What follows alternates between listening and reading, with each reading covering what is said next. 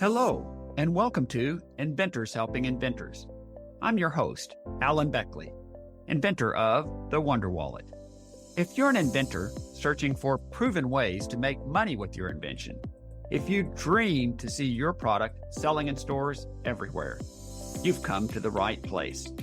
There's no better place to get help than from experts, inventors who've already achieved success. Every week, I interview successful inventors, asking them the questions you want to know. Tune in to learn from the experts so you can get your invention out of the tank and into the bank.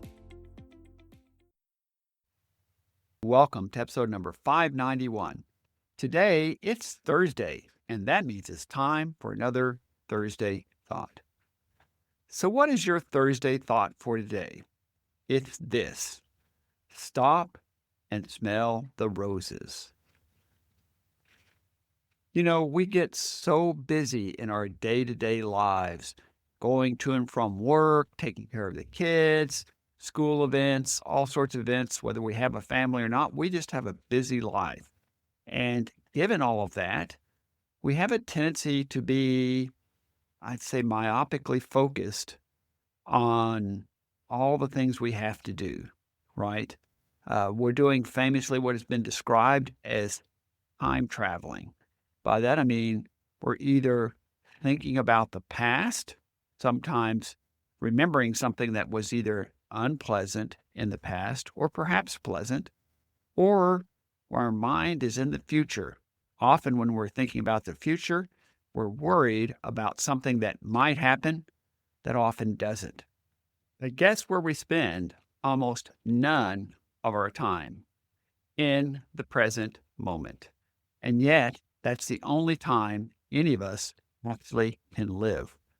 So our minds are projected to the past and the future, and we're missing the moment. We're not stopping to smell the roses. So that's what I'd like to tell you a little story about today to illustrate it, and maybe give you the option to think about how you might take advantage of that in your own life, in your own busy life. So I'm going to tell you a story. Going back about 2011 and 2012, during this time frame, I was selling my wallets anywhere and everywhere. That was my invention, a thin, flexible wallet. And I was selling them quite honestly to make a living. I wanted to license them, but I had not done so successfully. And like every business person, I was looking for a way to make a bit more money each month. So I was going down to different military bases in San Antonio, principally, Lackland Air Force Base, Fort Sam, Houston, as well as Randolph Air Force Base. And I also went to some other bases. But anyways, predominantly I was going down frequently throughout the month for periods of 5 days at each place each month. So you see, I was on the road a lot, let's put it that way.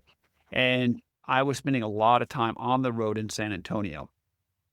But I discovered that there's only so many sales I could make at these BXs and PXs sitting at a booth selling my wallet to people who were passersby. I thought, if I want to grow my business the way it is, I need other people to be selling for me. And I thought, well, why don't I recruit some people at some other bases and set them up and instruct them on how to sell my wallets. The process was not very complicated. I just had to go through some steps to figure it out and show it to them. So I set off on what became a 1,400-mile road trip. I had 2 bases in Colorado Springs, Peterson Air Force Base and Fort Carson, and I had another one, Fort Riley in Kansas. So as I'm describing this, I'm thinking through all the logistics of this. I had a lot of stuff to pack up in my car because once I left town, once I left Dallas, the area where I am, then it's not like I could come back and pick things up. I had to make sure my poor little car was jam-packed full of all the equipment that I needed to supply the women who were going to be selling my wallets for me at these 3 respective bases. That included little mini plastic tables that could be unfolded and lots else, plus lots and lots of wallets to get them started. So I was very focused on making sure I had all the logistics put together. So my mind was focused on these things. And I'm driving out. I'm heading west out of Dallas, up into the Panhandle and then out on I-40 and then heading north on I-25 from New Mexico into Colorado. And I remember about this time, my goal was to get to Colorado Springs before dark. I set out from Dallas. It's about probably a 9 to 10 hour drive, 600 miles to Colorado Springs. And I wanted to get there before dark. And the next morning I would be meeting with one of the bases. But at this point, I was on the Raton Highway, going through the Raton Pass from New Mexico into Colorado. But my mind was on all the things coming up. Tomorrow, here's what I'm going to be doing in Colorado Springs. I've got to make sure all these pieces are coming together. And I will just say I was time traveling. I was thinking about what's next. If I want to be honest, I was thinking about all the miles I was traveling, how much gas I was burning, and all the rest. And, I had about a week to do all of this in. Just laying out the story so you can get the picture. But that's where my mind was. I was time traveling. And something snapped me out of it. And suddenly I looked out the window, and here I am driving one of the most gorgeous passes in America, the Raton Mountain Pass. I glanced out the window. It was late afternoon, and all the aspen trees were in beautiful blossom, golden colors. The wind was blowing the leaves gently. I could see the mountains to the west of where I was, and I could see snow on the mountains. And fortunately, it was a beautiful sunny day, and driving was not difficult, and there was not a lot of traffic on the road. But suddenly, I snapped out of being in the future, and I suddenly started smelling the roses.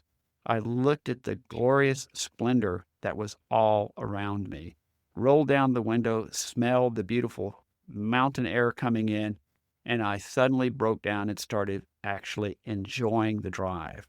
So I spent perhaps the next hour being in the moment. Something to think about. But I almost missed all of that. I was so focused on where I was going, I could have easily driven right past and never seen any of that, and almost didn't. But anyways, to finish the story out, I did make it successfully to Colorado Springs, and I got 2 people set up, one in Peterson Air Force Base and one in Fort Carson. Then, and that was my first 600-mile trip, the next trip from there was going east over to Kansas, and specifically Manhattan, Kansas, where the Kansas State University is, but also where Fort Riley is, and had another person set up there. And so that was about another 7-hour drive over to there. And then finally, once all of that was done, then I was to return home, about a 5-hour drive, 250 miles back to Dallas. So that whole trip was about 1,400 miles. And guess what? All the pieces came together and it all worked as planned. I've told you this kind of a long-winded story to illustrate a point. No matter what you're going through, no matter what your challenges and frustrations and problems are, you can stop and smell the roses. Look around you. Look at nature. I don't care if you're driving a gorgeous mountain pass or if you're sitting in traffic in Dallas-Fort Worth. There's still things to see.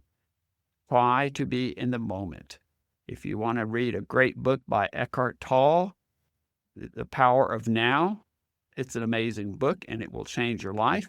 And it will teach you to focus on the only time any of us ever live, and that's in the now. Thanks, as always, for listening, and we'll be talking to you again soon.